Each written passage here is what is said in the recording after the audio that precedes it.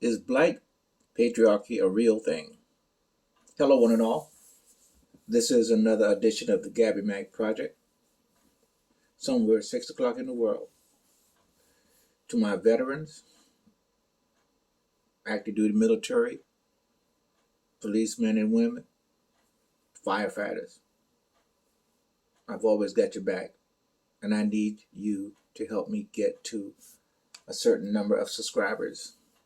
So, I got your back, you have mine. Okay, let's talk about it. There is a thing called patriarchy. In its truest sense, if you break it down, pater means father, and art means ruler or leader. Now, in its best form, patriarchal men have proven themselves worthy of holding power. And they are best able to maintain order and are the men who have the best interests of all women, all men, and all children. Now, after all, who is best able to protect the community from attacking whores? Men, of course. You know, it's only in first world countries where this is a problem. You see, men have made the world so comfortable with their inventions that white women in particular now feel they don't need men in the patriarchal model anymore.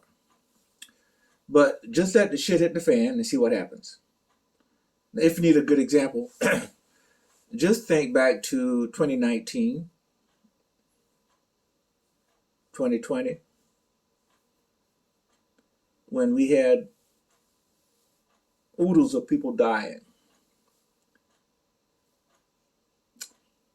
This situation made women realize that men still rule, because who kept the roads repaired? Who drove the trucks to deliver food and other necessities, etc.?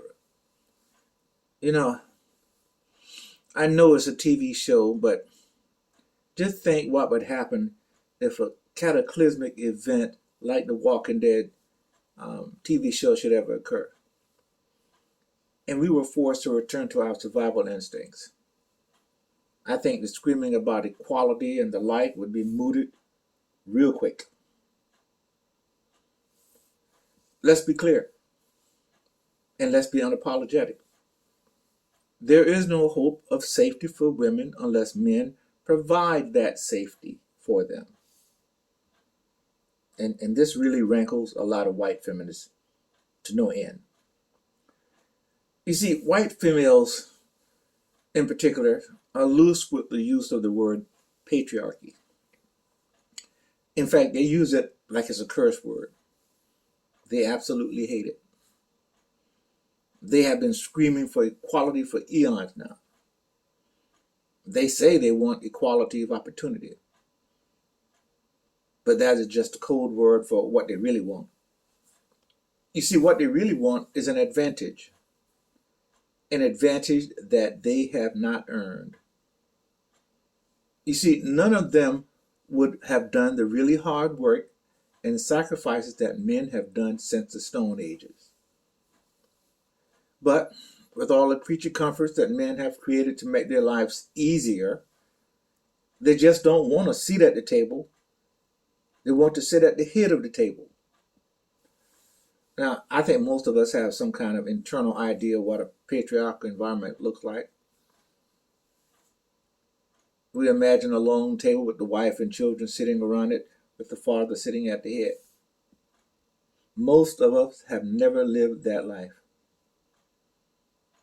But modern females like to paint the picture of some overbearing, tyrannical monster acting like a puppet master, able to manipulate the pieces on the stage at their whim. They don't want to accept that the inherent differences between men and women does exist. And that really burns them up. That is their fight. But us as black people, what's that got to do with us? It doesn't have a damn thing to do with us.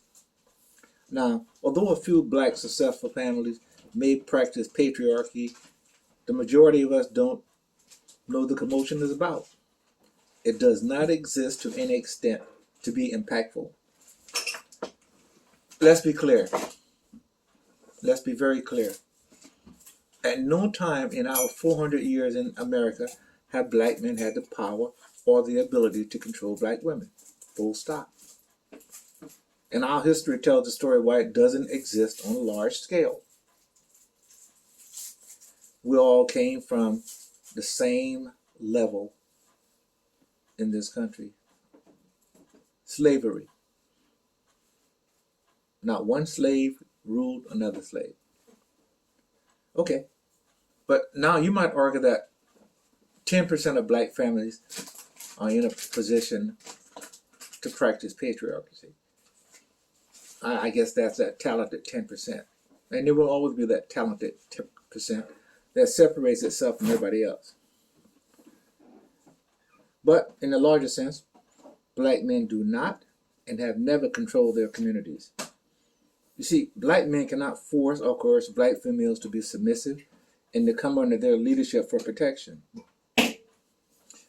You know, there are roughly 46 million black people in America. And I would venture an educated guess that maybe, as I said, that 10% operate under some form of patriarchy. The rest of us, not so much. You see, patriarchy operates under the premise that you have power. The power to decide who lives and who dies. The power to make someone's life better or worse. Now, since the emancipation of black people in the 1860s, who were all equally slaves, as I said before, just making them free did not mean that one had any power over the others. They were all equal. And quite frankly, the vast majority of us black people are just trying to survive. Now, here's Gabby Mack, 25 cents. Black women, you have nothing to fear from black patriarchy. It's a myth. It's a white feminist myth to get you in their numbers. You see, it was concocted to get you on their side. But, as I said earlier, black men don't have the power to control who lives or dies, who gets jobs or promotion. You see, black women from the time of slavery, when plantation owners sat on their porches and made life and death decisions concerning both black men and black women, in which slave women would, share their beds, to the present corporate boardroom where real life about wealth decisions are made. Now, I want you to listen, black women. Those decisions are why you, the black woman, move up the corporate ladder at a rate of 30 to 1. Those decisions are made in a patriarchy, and it benefits you. And it's those same people who have allowed you to enter colleges and universities at a rate of 20 to 1 in comparison to the black man. That is true patriarchy. And you as black women benefit from it. Black men don't possess that kind of power in any significant percentage, don't have it, and never have had it. Gabby Mack, out.